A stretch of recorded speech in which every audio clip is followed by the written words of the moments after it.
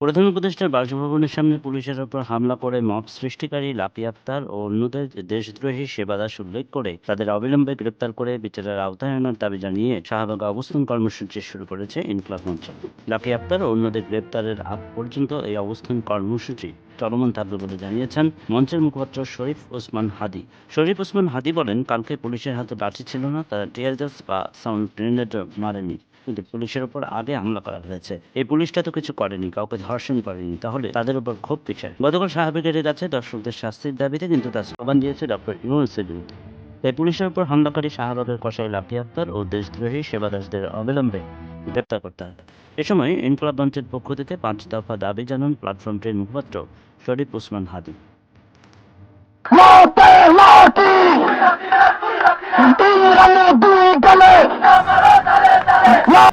এদিকে বাংলাদেশ ছাত্র ইউনিয়নের সাবেক সভাপতি ও গণজাগরণ মঞ্চের স্লোগান কন্যা খ্যাত লাকি আক্তারের গ্রেপ্তার ও বিচারের দাবিতে মধ্যরাতে বিক্ষোভ করেছেন ঢাকা বিশ্ববিদ্যালয়ের শিক্ষার্থীরা।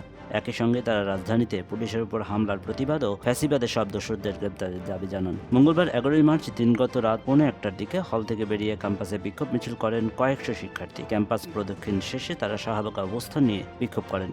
এছাড়া লাকি আক্তারের গ্রেপ্তারের দাবিতে উত্তাল সামাজিক মাধ্যমও।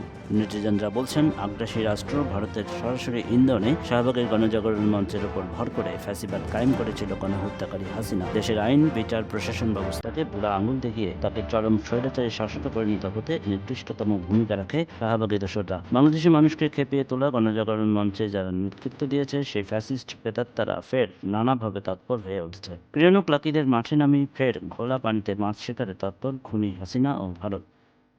এদিকে গণজাগরণ মঞ্চের অন্যতম নেতা লাপি আক্তার মঙ্গলবার সন্ধ্যায় মশাল মিছিলে অংশ নিয়েছেন, পাশাপাশি বক্তব্য রেখেছেন। ছাত্র ইউনিয়নের সাবেক সভাপতি এবং গণজাগরণ মঞ্চের পরিচিত মুখ লাপি আক্তার বলেন, দেশ জুড়ে মানুষ ধর্ষকদের বিচারের দাবিতে আন্দোলন করছেন। মানুষের জানমালের নিরাপত্তা দিতে এই সরকার নিদারুণভাবে ব্যর্থ হয়েছেন। স্বরাষ্ট্র উপদেষ্টাকে তার ব্যর্থতার দায়ভার নিয়ে অবিলম্বে পদত্যাগ করতে হবে। লাপি আক্তার পরবর্তী কর্মসূচি ঘোষণা করে বলেন, ধর্ষণ ও আইনশৃঙ্খলা পরিস্থিতি নিরসনের দাবিতে আগামী ১৫ই মার্চ সকাল ১১টায় শাহবাগে গণমিছিল আয়োজন করা হবে।